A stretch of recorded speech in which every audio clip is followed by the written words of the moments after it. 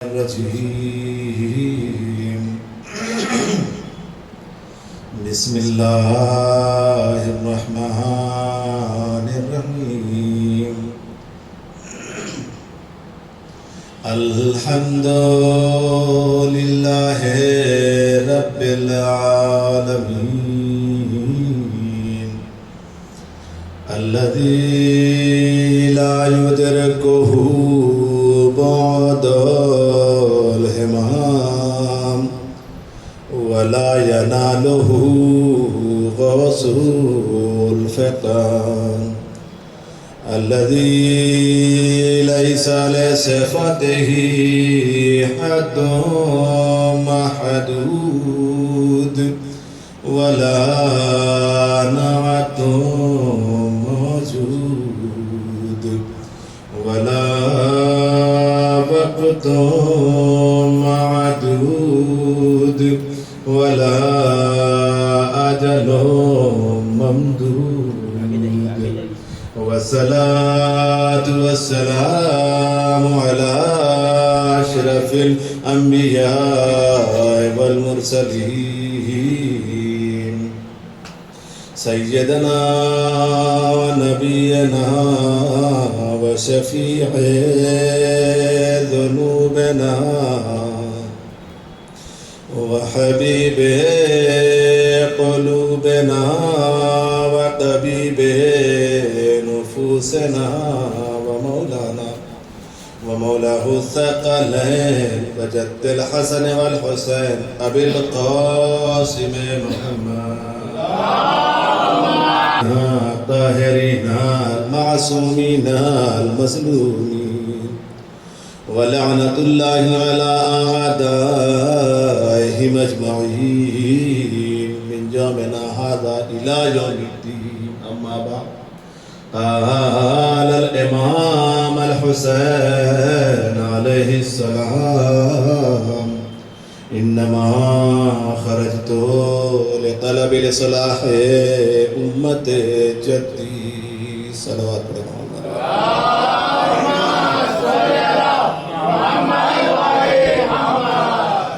حضرات گرامی قدر بزرگان و عزاداران مظلوم کربلا، اس سلسلے کی آج 5ویں مجلس ہے اور الحمدللہ آپ سبھی حضرات اس وقت مصروف عزائے حسین ہیں اور کیوں نہ ہو، ہم نہیں ہوں گے تو کون ہوگا؟ ہمارے علماء بیان کرتے ہیں کہ ہم ہی وہ قوم ہیں جنہیں دعائے زہرا کہا جاتا ہے۔ ہمارے علماء نے اس بات کا پتہ دیا ہے، ہم نے پڑھا نہیں ہے لیکن ہمارے علماء نے اس کی تعبیر یہی کی ہے کہ ہم ہی وہ قوم ہیں کہ جنہیں دعائے زہرا کہا جاتا ہے۔ عزیزان من، ہمارے دلوں میں اہل بیت کی محبت ہے اور اس یہی محبت ہے جو گھروں میں ہمیں بے چین کر دیتی ہے اور مجلس کے وقت اپنے بستر کو چھوڑنے پر مجبور کر دیتی ہے۔ یہی وہ محبت ہے جو ہماری دنیا داری سے کچھ وقت کے لیے ہمارے دل کو موڑنے کی اجازت دیتی ہے تاکہ ہم زہرا کے لال کی عزاداری برپا کر سکیں۔ یہی وہ محبت ہے کہ اس محبت کے بنا پر ہم 355 دن اپنے لوگوں کے لیے رکھتے ہیں، لیکن یہ محبت ہمیں مجبور کر دیتی ہے کہ 10 دن اپنے آپ کو امام حسین کے نام وقف کرو۔ اور یہ محبت ہی بڑی کمال کی محبت ہے۔ یہ محبت صرف فقط یہ محبت نہیں ہے کہ ہم نے کسی سے محبت کر لیا۔ عزیزان گرامی، اچھا ایک بات اور بھی بتاؤ، محبت کی جاتی ہے، محبت ہوتی نہیں ہے۔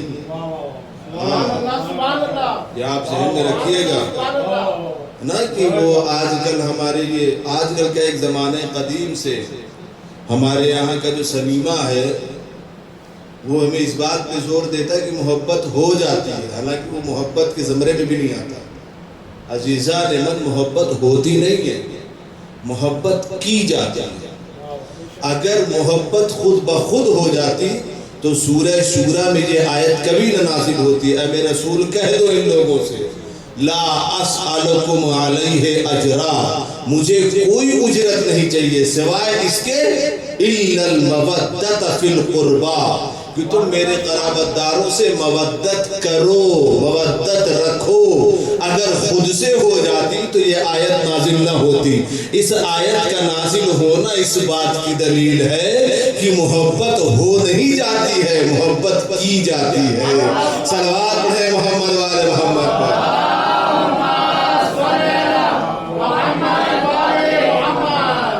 اب اپنی اس محبت کو جو ہمارے دلوں میں ہے، آپ کی عمر میں، آپ کی عمر میں، ان کی عمر میں، اس بچے کی عمر میں جسے وہ اس وقت سایہ عزاداری کے تحت پرورش کرنے کے لیے فرش عزا تک لے کر آئے، اس بچے کے دل میں، اس کے دل میں جو محبت اہل بیت کی پائی جا رہی ہے، یہ آسانی سے ہمیں نہیں مل گئی ہے کہ ہم کرنے لگے. نہیں، اس کے پیچھے ہمارے والدین کی محنت ہے،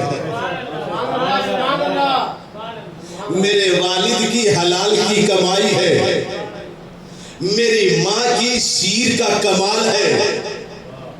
اپنے والدین کی حفاظت، اور اگر اس دنیا میں نہیں ہے تو ان کی مغفرت کے لیے بلند ترین صلوات پڑھیں محمد والے.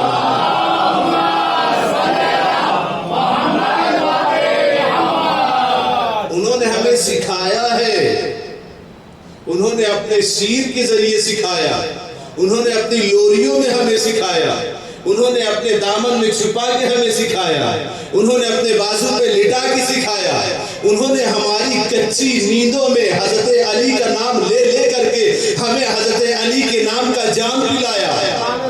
تب جا کر کے یہ محبت ہمارے دلوں میں آئی ہے، اور پھر ہم اس محبت کا دعویٰ کرتے ہیں. اور ہم ان سے محبت نہ کریں تو اور کس سے کریں؟ ان سے محبت اس بات کی دلیل ہے کہ جب دنیا میں کوئی اہل بیت سے محبت کا دعویٰ کرے تو سب سے پہلا پتہ ہمیں یہ ملتا ہے کہ وہ پاک ہے، اس کی ماں پاک ہے. دوسری دلیل ہمیں یہ ملتی ہے کہ جو اہل بیت کی محبت کا دعویٰ کرتا ہے وہ حق کی طرف ہے، باطل کے خلاف ہے. حضور پاک حضرت محمد مصطفیٰ صلی اللہ علیہ وآلہ وسلم نے فرمایا الحق مع العلی، العلی مع الحق، حق علی کے ساتھ ہے، علی حق کے ساتھ ہے. علامہ امینی جن دنوں میں الغدیر کتاب تصنیف کر رہے تھے اور اس کے لیے بہت سارے میٹیریل یکجا کر رہے تھے، وہ اس وقت ہندوستان بھی آئے تھے. انہوں نے بڑی محنت کی، کئی ملک کا انہوں نے دورہ کیا. علامہ امینی جس دور میں یہ الغدیر اس کی 18 جلد ہے، یہ تیار کر رہے تھے، اس دور میں انہوں نے سنا کہ کسی یونیورسٹی کے ایک پروفیسر ہے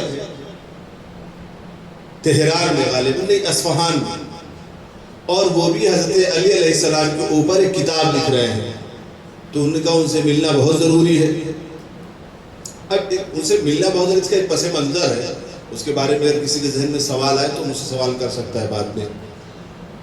تو انہوں نے کہا ملنا بہت ضروری ہے، اس لیے کہ میں بھی دیکھوں وہ کیا لکھ رہے ہیں. وہ گئے ملنے کے اس پروفیسر صاحب سے، اور جا کے ملے تو کہا سنا آپ لکھ رہے ہیں؟ کہا ہاں لکھ رہا ہوں اور کوشش جاری ہے، سب کچھ ہے. آقا آپ بھی کوئی ایک حدیث مولا کے لیے بتائیں. تو علامہ امینی نے فوراً یہ والی حدیث پڑھی، الحق مع العلی، العلی مع الحق، حق علی کے ساتھ ہے اور علی حق کے ساتھ ہے. تو پروفیسر صاحب نے کہا اس میں کون سی بڑی بات ہے؟ یہ تو رسول اللہ نے جناب سلمان کے لیے بھی ہے، جناب ابو ذر غفاری کے لیے بھی تو جملہ کہا ہے کہ حق ان کے ساتھ ہے، سلمان یا ابو ذر کے ساتھ، اور ابو ذر حق کے ساتھ ہے. اس میں کون سی بڑی بات ہے؟ بات تو ان کے لیے بھی کہی ہے، ایک صحابی کے لیے بھی کہی اور حضرت علی کے لیے بھی کہی. تو علامہ امینی نے کہا کہ ان کے لیے جو کہا بس یہیں تک کہا، حق ان کے ساتھ ہے اور وہ حق کے ساتھ ہے. لیکن مولا امیر المؤمنین کے لیے جو جملہ استعمال کیا وہ یہیں تک استعمال نہیں کیا، یہ حق علی کے ساتھ ہے، علی حق کے ساتھ ہے۔ اس کے آگے رسول اللہ نے فرمایا کہ جدھر جدھر علی جائیں گے ادھر ادھر حق جائے گا۔ دنیا جس کے پیچھے آگے پیچھے پیچھے چلتی ہے وہ حق کی محتاج ہوتی ہے، وہ پہلے حق کو سامنے رکھتا ہے، اس کے پیچھے چلتا ہے۔ جہاں حق علی کا محتاج ہے، جدھر جدھر علی قدم بڑھا دے حق ان کے پیچھے پیچھے چل پڑتا ہے۔ صلوات پڑھیں محمد والے محمد پر۔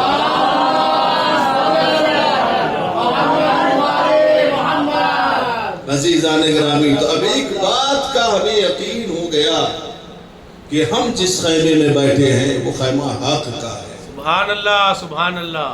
ہم جس خیمے میں بیٹھے ہیں وہ راست کا خیمہ ہے، ہم جس خیمے میں ہیں وہ باطل کے مخالف کا خیمہ ہے، ہم جس خیمے میں بیٹھے ہیں وہ جھوٹوں کے مخالف کا خیمہ ہے، ہم جس خیمے میں بیٹھے ہیں وہ قاتلوں کے مخالف کا خیمہ ہے، ہم جس خیمے میں بیٹھے وہ ظالموں کے مخالف کا خیمہ ہے، ہم مظلوموں کے ساتھ ہیں،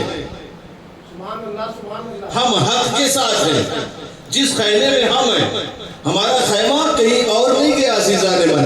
ہاں دنیا نے ہمارے خیمے میں تباہی مچانے کی بہت کوشش کی، بے انتہا چاہا کہ اس خیمے میں تفرقہ پڑ جائے، بے انتہا چاہا کہ اس خیمے والوں کو ہم بکھیر دیں، بڑی کوششیں کی، بہت کوششیں کی۔ میں اتنا امکان کوشش کروں گا کہ آپ تک میں اپنی بات ڈیلیور کروں، اور عام طور سے اسی طرح کی مجلسیں پڑھنے کا عادی ہوں، اتنے دن میں آپ کو بھی سمجھ میں آ گیا ہوگا عزیزان من۔ دنیا نے چاہا کہ ہمیں توڑ دیا جائے، ہم پہلے متحد تھے، چند تعصب حضرات کو چھوڑ کر کے، متعصب حضرات کو چھوڑ کے ہم متحد تھے، خاص طور سے اپنے ہندوستان میں ہم بہت متحد تھے۔ آج کے 300-400 سال پہلے چلے جائیے، اتنا تعصب نہیں تھا، نہ سنی میں تھا نہ شیعوں میں تھا۔ اسے پری پلانڈ وے میں تقسیم کیا گیا، ایک دوسرے کے بیچ نفرت بھری گئی، جیسے 2014 سے پہلے اور 2014 کے بعد ہندوستان میں حالات دیکھ، کیا بات ہے، واہ واہ واہ واہ، ہے نا۔ 2014 سے پہلے ہمارے یہاں دیوالی کی مٹھائی بھی آیا کرتی تھی اور ہم عید کی سوئیاں بھی لے کے جایا کرتے تھے، سبحان اللہ، بے شک کوئی فرق نہیں تھا۔ 2014 کے بعد اس حکومت نے اتنا نفرت پھیلائی، اتنی نفرت پھیلائی کہ اب تو رہائشی مقامات پہ بھی تعصب ہونے لگے۔ بے شک بے شک۔ مجھے یہاں کے بارے میں نہیں معلوم، دہلی میں بہت ساری جگہوں پر ایسی جگہ ہیں ابھی بھی مسلمانوں کو کرایہ پہ مکان نہیں ملتا، یہاں بھی یہی مسئلہ ہے جی۔ اتنی نفرت کہاں سے پیدا ہوئی؟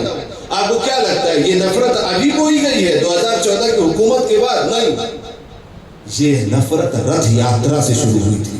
واہ، اب اسے میں ایکسپلین نہیں کروں گا کیونکہ اپنے یہاں کا بھی تذکرہ کرنا ضروری ہے، ٹھیک ہے۔ حالانکہ وہ کتنا ذلیل ہو رہا ہے یہ دیکھ بھی رہے، جس نے شروع کیا تھا دیکھ رہے نا کہ کس طرح سے اگنور کیا جاتا ہے، کس طرح سے اس کی کوئی اوقات نہیں ہے، دیکھ رہے ہیں، نام لینے کی ضرورت نہیں ہے نا، ذہن پہنچ گیا۔ صلوات پڑھیں محمد والے محمد۔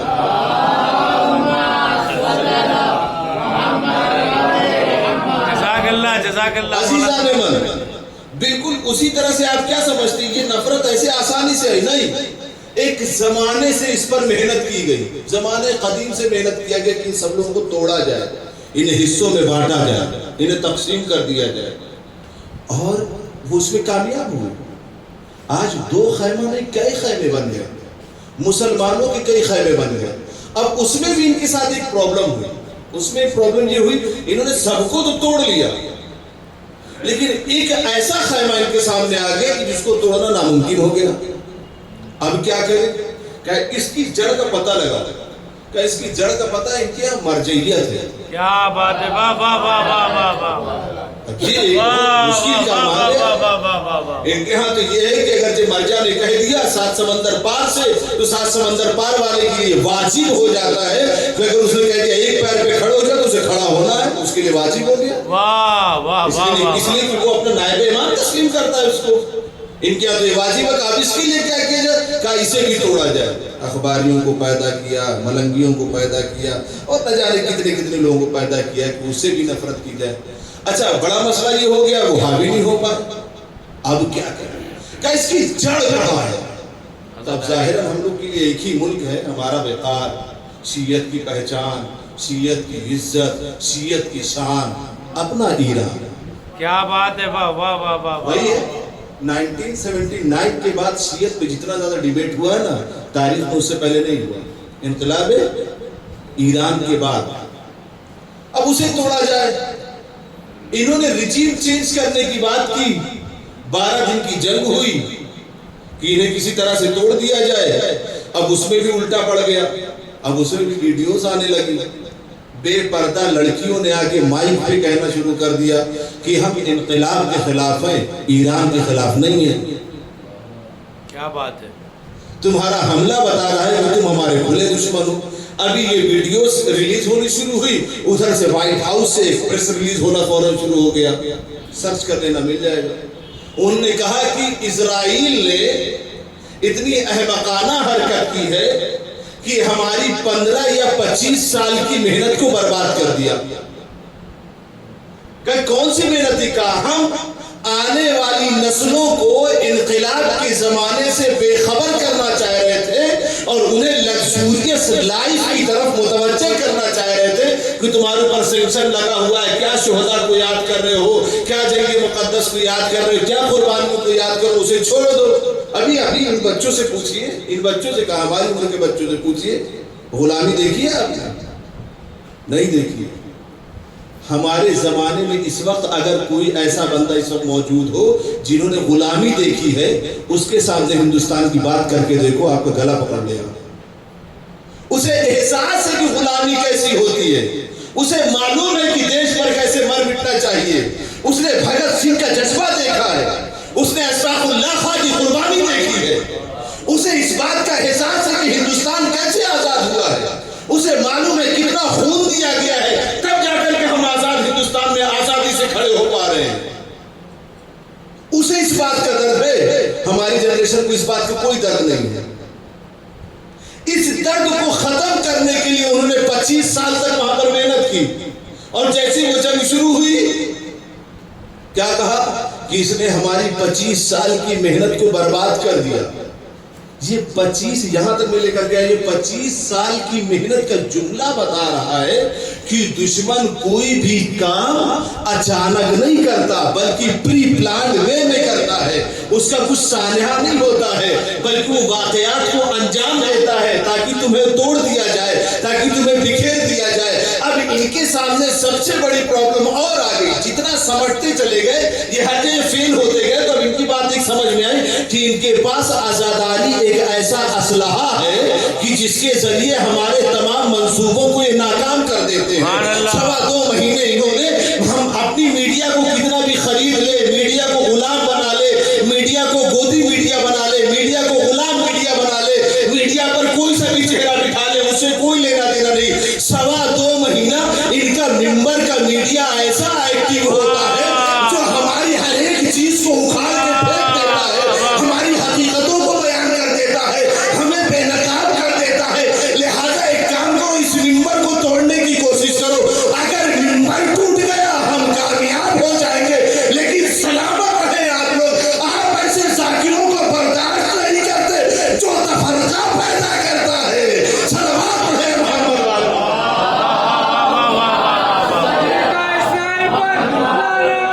بے شمار.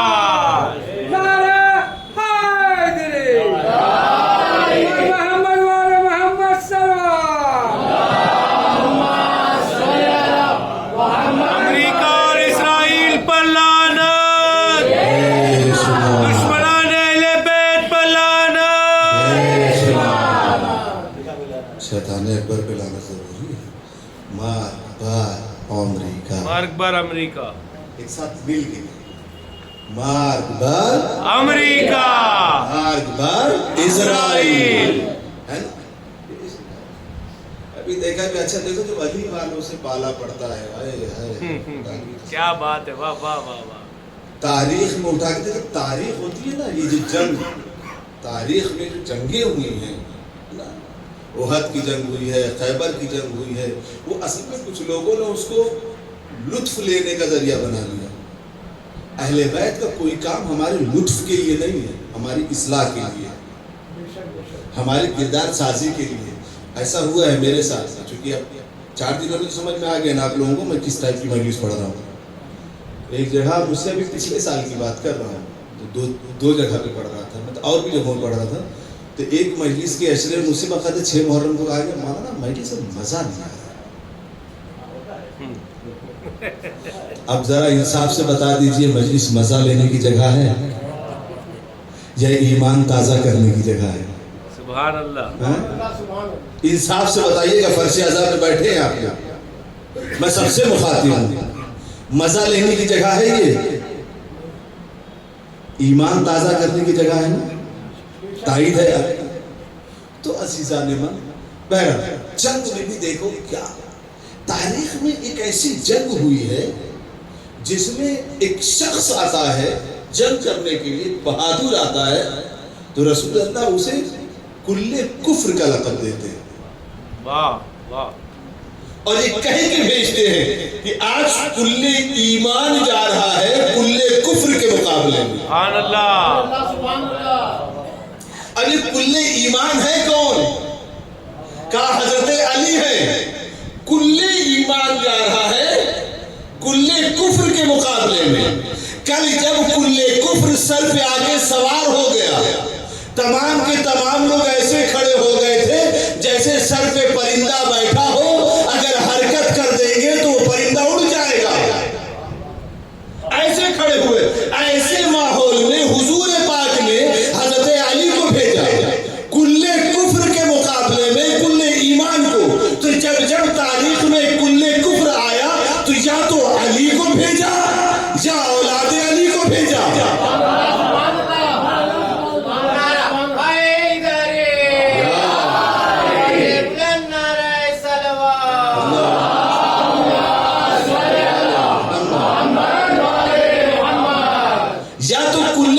सामने या तो अली को भेजा या औलाद अली को भेजा।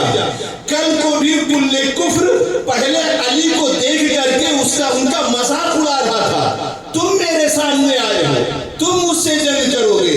कल को अली ने एक ही तमाचे में उसकी औकात दिखा दी थी। आज के भी कुल्ले कुफ्र ने यही कहा था, इतने सेंक्शन लगा दिए हैं, हर तरह से तोड़ के रख दिया है, ये हमारे सामने क्या करके बात करेगा। लेकिन जब इसने तमाचा लगाया तो आज भी वो मुंह के बल गिरा है। नहीं, और जरा एक्सप्लेन करता हूँ। आपके सामने कोई शख्स आ जाता है ना, कोई कहता है इतना जोर का तमाचा मारेंगे ना कि जमीन पर गिर जाओगे। होता है, किसी तगड़े आदमी ने एक तमाचा लगा दिया, जमीन पे गिर गया। एक कहता है ऐसा तमाचा मारूंगा कि गिर के बेहोश हो जाओगे। होता है। एक कहता है ऐसा तमाचा मारूंगा कि जगह पे घूम जाओगे। एक कहता है ऐसा तमाचा मारूंगा कि ज़हनी तवाज़ुन बिगड़ जाएगा। यानी बदन तो बदन घूमेगा, अंदर दिमाग भी घूम जाएगा। अच्छा, ज़हनी तवाज़ुन जब बिगड़ता है तो इंसान औल फौल बकने लगता है, कभी कुछ कहता है कभी कुछ कहता है। ईरान ने ऐसा तमाचा मारा, नहीं औलाद अली ने कुल्ले कुफ्र को ऐसा तमाचा मारा, कभी कुछ ट्वीट करता है कभी कुछ ट्वीट करता है। सलवात है मोहम्मद।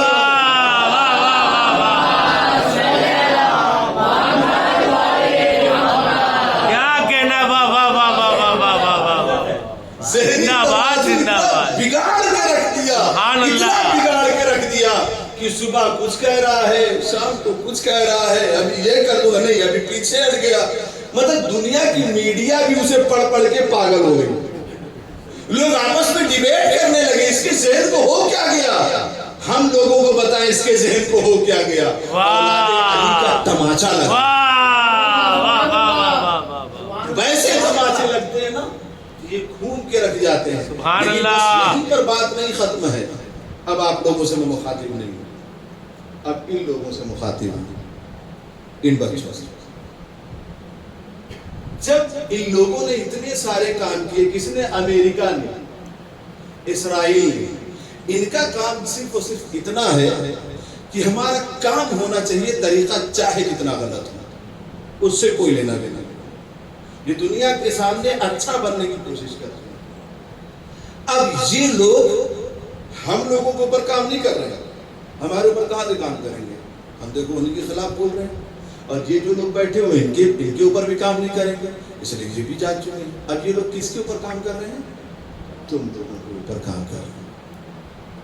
تم لوگوں کے ذہنوں کو اتنا کھیلنا شروع کر دیا ہے جس کی کوئی حد و انتہا نہیں. اچھا تم بچوں میں بالکل فری ہو کے بتانا, ایک دم فری ہو کے, کتنے بچوں نے موویز دیکھتے ہیں کبھی کبھی؟ ممبئی جیسے شہر میں رہتے ہیں, دیکھتے ہیں. Charlie and the chocolate factory کتنے لوگوں نے دیکھی ہے؟ نہیں دیکھی. تم نے دیکھی ہے نا؟ چل اس کا تذکرہ کبھی اور کریں. یا ایک کام کریں گے, کسی دن تم لوگوں کے ساتھ میں ایک میٹنگ کروں گا تاکہ ان سب چیزوں کے بارے میں بتا سکتا ہوں. اچھا یہ بتاؤ, آج کل ایک یوٹیوب پہ آتا ہے, وہ ایپیسوڈ آتا ہے پیٹر پین, کتنے لوگ جانتے ہیں؟ اللہ تیرا شکر ہے معلوم. صلوات پڑھی اس بات پر.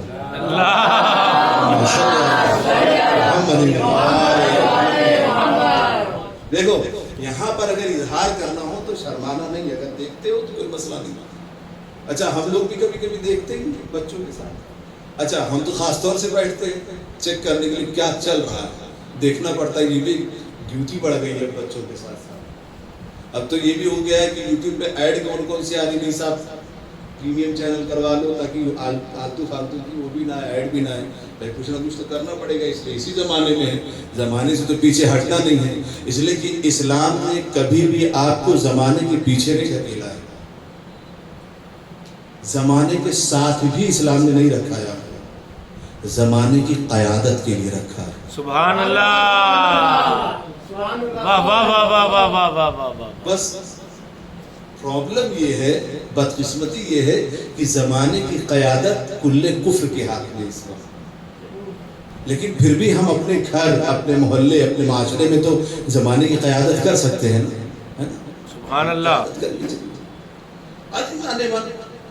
اور میں نام لیتا ہوں, ہوم الون دیکھی کسی نے؟ بچوں نے بتانا انہوں نے دیکھا, تم نے دیکھا؟ ہوم الون تم نے بھی دیکھا. بچہ اکیلا کیوں رہتا ہے؟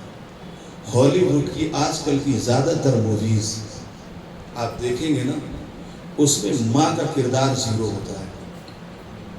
یا تو ماں مر چکی ہے, یا ماں ہے ہی نہیں, یا ماں کا ڈائیورس ہو گیا ہے, یا ماں چونکہ یو ایس کا وہ ٹریڈیشن بن گیا ہے نا کہ جب جس سے دل چاہے جہاں چلے جاؤ کوئی مسئلہ نہیں, ماں بچے کو چھوڑ دیتی ہے, بچے کو بوجھ سمجھنے لگی.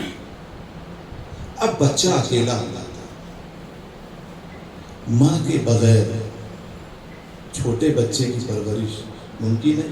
ایک وقت کو بچہ خود کفیل ہو جائے, بڑا ہو جائے, اس لائق ہو جائے, چلنا پھرنا خود بنانا کھانا چاہے سمجھ لی تو ٹھیک ہے. ویسے تو ہر ایک انسان کی زندگی میں ماں باپ کی ضرورت ہمیشہ رہتی ہے. ایک صاحب ہیں, انہوں نے کہا میری ماں 95 ایئرس میں ان کا انتقال ہوا, اور جس وقت وہ بتا رہے تھے, اور آج 11 سال ہوا ان کو ان کے انتقال ہو جانے کو, لیکن آج بھی کبھی کبھی ان کی یاد ایسے تڑپ آتی ہے کہ من کرتا ہے بچپنے کی طرح میں ان کی قبر پہ چلا جاؤں. نہیں, اس کی برابری ماں باپ کی برابری ہے ہی نہیں, مطلب ریپلیسمنٹ ہے ہی نہیں اس کا. اللہ نے کوئی ریپلیسمنٹ ہی نہیں دیا. بس ہاں یہ الگ بات ہے کہ جب تک سامنے رہتے ہیں تب تک ہم قدر نہیں کر پاتے. جی یہ ایک تھوڑی سی پرابلم ہے, اور حالانکہ وہ تو ٹھیک بھی ہو سکتی ہے کہ قدر کرنی چاہیے اپنے والدین کی. اچھا والدین کے لیے بھی ہے. اکثر جتنے لوگ ہوتے ہیں نا, جتنے آتے ہیں ماں باپ کی خدمت کرو, ماں باپ سے محبت کرو, بچوں سے زیادہ وہ سب سے پہلے ضروری ہے ماں باپ بھی اپنے بچوں سے محبت کریں, ان کی رسپانسبلٹیز قبول کریں. تو الغرض میں یہ کہہ رہا تھا کہ ہالی ووڈ اس پہ اتنا کام کر رہا ہے, اتنا کام کر رہا ہے بچوں کو تنہا چھوڑنے کے لیے. اب ہوتا کیا ہے, اس میں کوئی ہمدرد آئے گا, سین کریٹ کریں گے, اور پھر اس کو اپنے ساتھ لے کے جائیں گے, پھر اس کو اپنے ساتھ لے کر کے جائیں گے, اور پھر وہ جو بندہ ہمدرد آیا ہے نا, وہ اس کا خیال رکھے گا. کل کی مجلس میں اگر مجھے وقت رہا تو آج کی اس کرنٹ سچویشن سے میں اس پورے واقعے میں پیٹر پین کو بھی ایکسپلین کروں گا تھوڑا سا بچوں کے لیے, تاکہ آگاہ رہے کہ اگر دیکھو تو کس نظریے سے دیکھیں. اور اس وقت جو کرنٹ سچویشن اسے ریلیٹ کر کے میں بتاؤں گا کہ کتنی بڑی سازش ہے ہماری ہے. وہ جو بندہ اگر کے لے کے جا رہا ہے نا, وہ اپنی مرضی سے اس بچے سے کام کرواتا ہے. اس نے دکھا دیا, آپ نے دیکھ لیا, اس کے بعد اگرچہ بچہ مظلوم ہوا تو دیکھنے والا افسوس کر لیتا ہے, اور اگر بچہ ہیرو نکل گیا تو دیکھنے والا خوش ہو جاتا ہے. لیکن ہمارے ذہن میں وہ تصویر بٹھا دی گئی، ہمارے ذہن میں وہ تصویر بٹھا دی گئی۔ تصویروں کا بٹھانا ہمارے ذہن کو عادی بنانے کے برابر ہے۔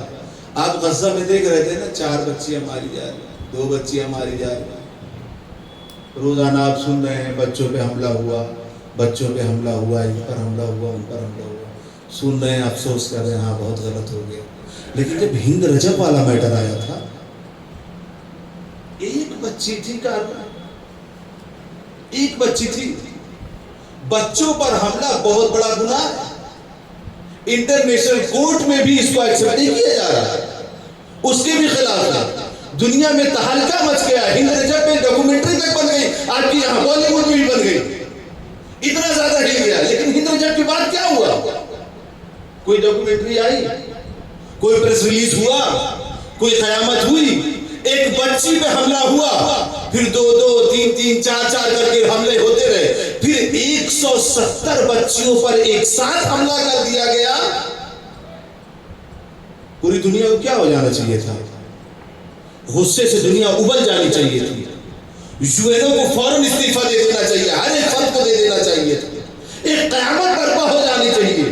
بچے تو بچے، بچوں کا اسکول، اللہ اکبر، بچوں کا اسکول ہے، اور ایسے نہیں کہ ایک بار حملہ کر دیا، نہیں، پہلے ایک حملہ کیا تاکہ بچے بلڈنگ کے اندر چلے جائیں، اور جب بچے بلڈنگ کے اندر چلے گئے پھر بلڈنگ پہ مارا۔ یعنی اتنی سخت سازش، اتنی سخت سازش کہ ایک بھی بچہ اس میں زندہ نہ بچنے پائے، نہ ایک بچی زندہ بچنے پائے۔ ہم نے کیا کیا؟ پوری دنیا میں کیا ہوا؟ کوئی تبدیلی آئی؟ آخر کیوں ایسی نہیں آئی؟ کیوں نہیں دل تڑپا ہمارا؟ کیوں نہیں ہمارا ذہن پریشان ہوا؟ کیونکہ اس سے پہلے ہمارے ذہن میں بچیوں کا قتل دکھایا جا چکا تھا، ہمیں اس کا عادی بنایا جا چکا تھا۔ آج بھی اسکرین کے ذریعے ہمیں بہت سی چیزوں کے لیے عادی بنایا جا رہا ہے، پھر اس چیز کو پریکٹیکلی ہماری لائف میں امپلیمنٹ کیا جاتا، اور جب وہ ہو جاتا ہے تو ہمارے ذہن اور دل پر اثر نہیں کرتا۔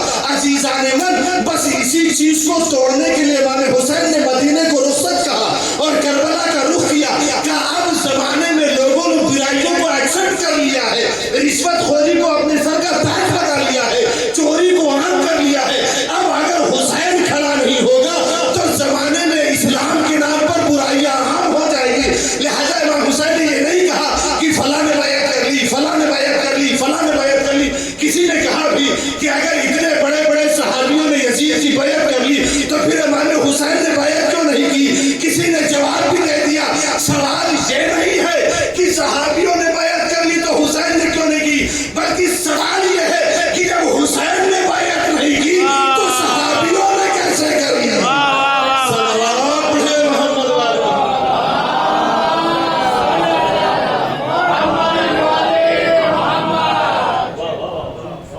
کیا کہنا ہے اس بابا؟ پوری فکر کو توڑنے کے لیے، اس پوری فکر کو بریک کرنے کے لیے، اس پوری فکر کو اثر نو زندہ کرنے کے لیے جو حقیقت کی فکر تھی، امام حسین علیہ السلام نے یزید کی بیعت نہیں کی۔ لوگوں نے بہت دعوت دی، لوگوں نے بہت سمجھایا، بڑا احترام ہے آپ کا، آپ کی بارگاہ میں لوگ انعام و اکرام لا کے پیش کرتے ہیں۔ آپ مدینے میں رہیں، اچھا ٹھیک ہے، مکے میں رہیں، اچھا ٹھیک ہے، یمن چلے جائیں۔ اس زمانے میں یمن، اس زمانے میں بھی، اس زمانے میں کیوں، اس زمانے میں بھی اور اس زمانے میں بھی سبحان اللہ، واہ واہ واہ، حضرت علی کے شیعوں کا مرکز تھا۔ اور سبحان اللہ، سبحان اللہ۔ دیکھو جہاں جرات پائی جائے نا وہاں تلاش لینا، کہیں نہ کہیں کنیکشن اہل بیت سے مل جائے گا۔ بورکینا فاسو بھی جا کے دیکھ لینا، ہم بھی پہلے بہت تعجب میں تھے کہ ابراہیم ترورے نے اتنا بڑا انقلاب کیسے لے آئے، پھر بعد میں لنک سمجھ میں آیا، وہ بھی پس پردہ، کہاں بورکینا فاسو، کہاں ابراہیم ترورے، اور کہاں اتنا بڑا انقلاب۔ اور آج وہاں کی جا کے سسٹم دیکھ لیجیے، اسے بھی شیطان اکبر نے اپنی طرف بلانا چاہا تھا کہ آ جاؤ، نہیں گیا۔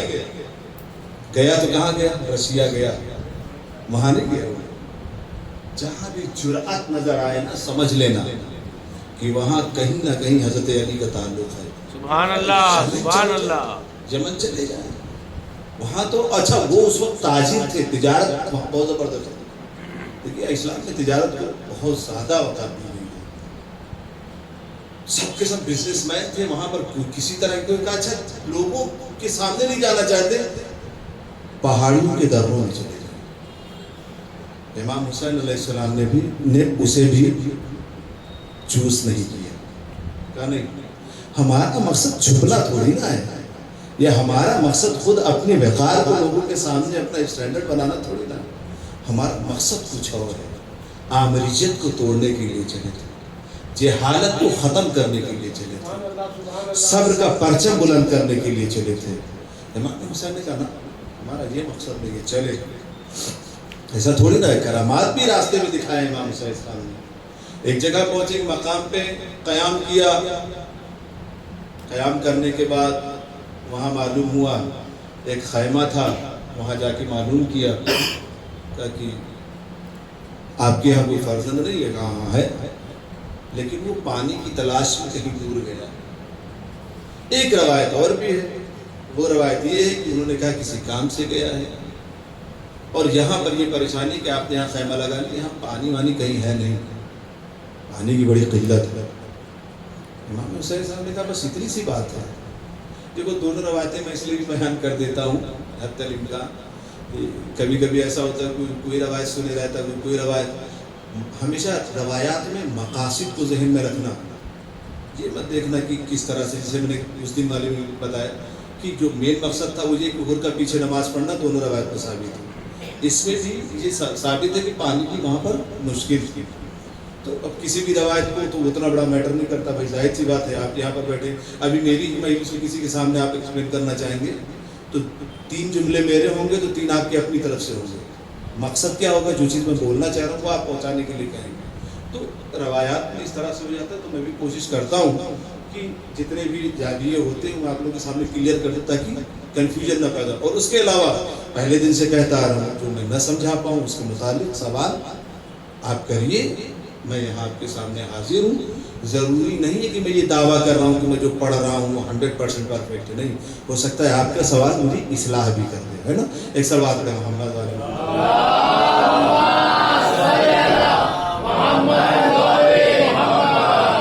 اب وہ قافلے وہاں پر پہنچے, اس کی جو ضعیفہ تھی ساتھ میں کہا ٹھیک ہے, کب وہ پتھر ہے سامنے کہاں کا اسے ہٹایا جائے. اب مرضی الہی, حامل مرضی الہی کا فرزند ہے.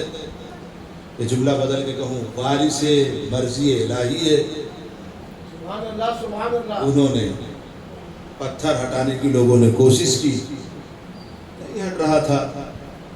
تو اب بازوئے ذوالفقار نے ذرا اپنے ہاتھوں کو حرکت دی, پتھر نے اطاعت کی, وہ خود بخود پیچھے ہٹ گیا. سبحان اللہ سبحان اللہ. اور وہاں سے ایک چشمہ جاری ہوا. اب لوگوں نے دیکھا کہ یہ تو پانی نکل رہا ہے. اب ظاہر جہاں پانی نہ ہو وہاں پانی آئے تو پھر کیا. اب وہ چرچا ہوا, کون ہے, کہا یہ تو بنت زہرا ہے, یہ رسول اللہ کے نواسے ہیں. اس کا بیٹا جب آیا تو بیٹے سے ماں نے خوشخبری دی, یہاں پر پانی کا سیلاب آ چکا ہے. بیٹا ہے ظاہر کسی کام سے گیا تھا. تاریخ میں کئی تاریخوں میں نے کئی کتابوں پڑھا ہے کہ بیٹے کی نئی نویلی شادی ہوئی تھی, نئی نویلی شادی ہوئی تھی. بیٹے سے کہا بیٹا معلوم کرو یہ کون لوگ ہیں کہ جن کے ہاتھوں کی اتنی کرامت ہے. اب جب وہ آگے بڑھے, جا کے معلوم کیا, بات چیت کی, امام حسین خود جا کے ملے, ملاقات ہوئی. وہ اتنا متاثر ہوئے کہ ماں نے کہا بیٹا اب ہر ایک سفر کو ملتوی کیا جائے اور رسول اللہ کے نواسے کے ساتھ چلا جائے. خدا کی قسم, چونکہ اب ظاہر ہے کہ اس وقت بھی خواتین کی مجلسیں ہوتی ہیں اور بہت اچھی بات ہے, اسے بھی فروغ ہونا چاہیے, خواتین ہوتی ہیں. تو اس بات پہ بھی میں زور دیتا, حالانکہ بہت ساری مجلسوں میں زور دے چکا ہوں, اور جہاں پس پردہ خواتین بھی بیٹھی ہوتی ہیں ان میں خصوصاً میں نے بہت عرض کیا ہے کربلا کی خواتین کا بہت بڑا کردار ہے، کربلا بہت بڑا کردار ہے، چاہے وہ ماں کی شکل میں ہو، چاہے بیوی کی شکل میں ہو، چاہے بیٹی کی شکل میں ہو، چاہے بہن کی شکل میں ہو۔ جناب وہب کلبی کی ماں کہتی ہیں بیٹا ہم تمہیں گواہ بناتے ہیں، تم ہمیں گواہ بناؤ، خدا کو گواہ بناؤ، رسول اللہ کو گواہ بناؤ۔ رسول اللہ کے نواسے کے ہاتھ پر ہم رسول اللہ کا کلمہ پڑھتے ہیں، کلمہ پڑھا۔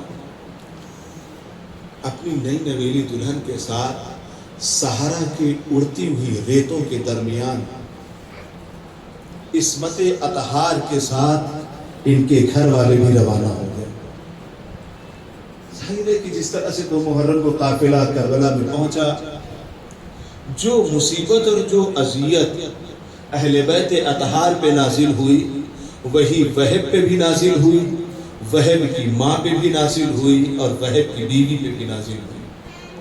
خدا کی قسم کبھی کبھی سوچتا ہوں میں کہ چند لمحے کے ایمان میں کتنا استحکام پایا جا رہا ہے کہ ابھی ابھی تو نئی نویلی شادی ہوئی ہے، کچھ خواہشات ہوں گی، کچھ امیدیں ہوں گی، کچھ بیان کرتی، نہ جانے امام حسین کی تعلیمات میں کیا اثر تھا، نہ جانے امام حسین کے الفاظ میں کون سا اثر تھا کہ وہب تو وہب کی نئی نویلی دلہن پہ بھی وہ اثر پڑا کہ اس نے بھی کوئی شکوہ نہیں کیا، وہ کسی سے کہتی نہ کہتی، اس کا حق تھا کہ وہ اپنے شوہر سے کہتی کہ اے میرے شوہر نامدار، ابھی ابھی تو میں آپ کی زندگی میں آئی ہوں، میرا حق ہے، مجھے پیاس لگ رہی ہے، مجھے پانی فراہم کرو، مجھے بھوک لگ رہی ہے، مجھے کھانا فراہم کرو۔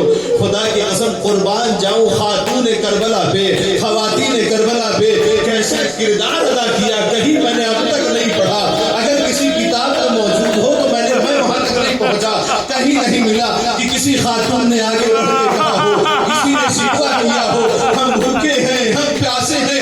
ارے کوئی کرے نہ کرے، کم سے کم بہن کی بیوی تو کر دیتی۔ ہائے میں قربان جاؤں، کیسا بلند ایمان تھا، کتنا بلند ایقان تھا، کتنا مضبوط عقیدہ تھا، کہیں پر بھی بہن کی بیوی نے نہیں کہا اے میرے خاوند، اے میرے شوہر نامدار، ہمارے لیے تو ضروریات کا سامان مہیا کر دو نا۔ خدا کی قسم جب روزے عاشور جناب وہب آتے ہیں اجازت دینے کے لیے، ایسے نہیں آتے بلکہ ماں کہتی ہے بیٹا وہب تم انتظار کر رہے ہو کہ زہرا کے گھرانے والے پہلے شہید ہو جائے، اس کے بعد تم اپنی جان کا نذرانہ پیش کرو گے۔ اماں کیا کروں، آقا اجازت نہیں دے رہے، اماں کیا کروں، آقا اجازت نہیں دے رہے۔ ماں نے کہا بیٹا وہب چلو میرے ساتھ، میں چل رہی ہوں۔ آئے امام حسین علیہ السلام کی بارگاہ میں، اب جو امام حسین علیہ السلام نے اجازت دینا چاہی نا، اب یہاں پر اس دلہن کا کردار دیکھ لو۔ اس نے فوراً آواز دی وہب اے میرے والی و وارث ذرا سنتے تو جاؤ۔ ماں کہتی ہے بیٹا راہ خدا میں جانا ہے۔ کہا ماں اس کا بھی حق ہے، اسے پہلے سن لو جا کر کے۔ کربلا خدا کی قسم بہترین درسگاہ ہے جہاں ایسے رشتوں کو بھی دکھایا گیا ہے۔ اماں وہ میری بیوی ہے، اس کا بھی میرے اوپر حق ہے، میں سن کے آتا ہوں۔ جب وہ اپنی بیوی کے پاس گئی، کہا امام کی بارگاہ میں چلو، مجھے بھی کچھ زمانہ چاہیے۔ اے وہب کی زوجہ تجھے لاکھوں سلام ہو، خدا کی قسم چند دنوں میں اپنے ایمان کو کس معراج پہ پہنچا لیا۔ بیوی جا کے کہتے میرے والی و وارث آپ تو شہید ہو جائیں گے، آپ کا مقام تو جنت میں ہوگا، میرا کیا ہوگا؟ اپنے آقا سے پہلے میری ضمانت لو کہ میری موت کے بعد میرا ٹھکانہ کہاں ہوگا۔ امام حسین علیہ السلام نے ضمانت لی، کیوں گھبرانا نہیں، جہاں تیرا شوہر ہوگا وہیں پر تو ہی ہوگی۔